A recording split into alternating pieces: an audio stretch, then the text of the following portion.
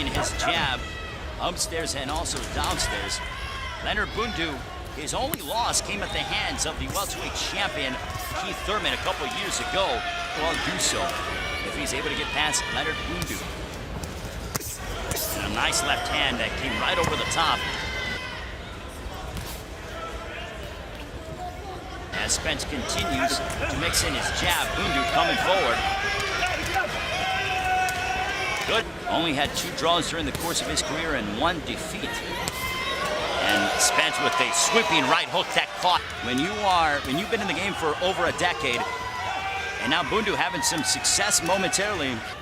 For Leonard Bundu, he has fought the majority of his career in Italy. His 11-year career has been spent overseas in Italy. He's had a couple of fights and take Spence into waters that maybe he hasn't been in. But Spence trying to finish off the round with a little bit of a flurry. Bundu throws a combination, but he gets blasted with a straight left, 2-0. But Bundu did have some glimpses there in the second round. Texas native. And Bundu comes in and clips Errol Spence and goes downstairs to the body. But is under 25%. And a shot as Bundu loads up, third round. Similar story, Spence with his jab and then the straight left down the middle. And now we're starting to see the uppercut. Atmosphere, the fans here are amazing. And they are being treated to a terrific performance so far with Errol Spence. Spence again measuring Leonard Bundu, has him at the end as Bundu was coming in, and it seemed like he was slipping but also got caught. And now Bundu willing to load up, but he gets lit up with a shot to the body. Compliments of Errol Spence. Spence, in terms of how he's lean, he's powerful, he gets a lot of leverage behind his punches, and he's very smart. And Bundu is more than willing to make this a rough and tumble affair, but he's getting caught at close distance. And a nice shot. They are both mixing it up. And Spence with that sledgehammer of the left hand. Now the uppercut connect with. But in the process, Spence is breaking him down with the jab, and he's mixing up his attack. Spence. And Spence, a laser straight left with precision. Many times you see fighters that love to load up on power shots, but Errol Spence, everything comes off the jab, and we're seeing that with the reckless abandon. And the distance that Spence has is something to admire.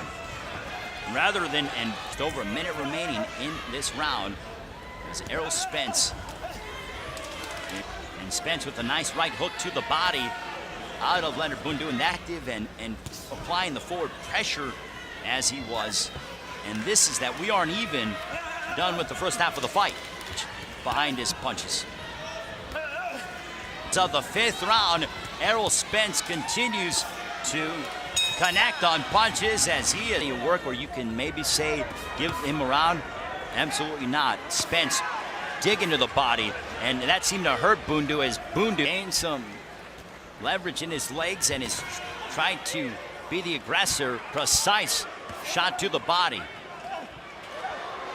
And now Bundu with a couple of hooks that have caught Errol Spence. Spence has him pretty much against the ropes.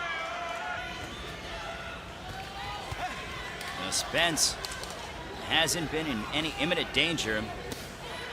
And an uppercut, and down goes Bundu. Was that a push? No knockdown. That is not a knockdown. Johnny Callis is saying that was not a knockdown, but it appeared as if the punch led to Bundu being down. You wonder if Spence feels like Bundu is fading, and now Errol Spence is looking to close out Leonard Bundu. This is the Errol Spence show, but Bundu is a wounded animal, and he has got to be careful to Spence. But now Spence going to work, and he drops Bundu, and this one could be over. Oh my goodness! Bundu is done, and this one is over. Kell Brook, you have some company, as Errol Spence is now the mandatory #1 to his welterweight championship. He's a star. He's headlining here in New York. That's a way to close the show. as Errol Spence motioning the belt signal. That young man, the 26-year-old out of DeSoto, Texas, mark my words, will be a world champion very soon.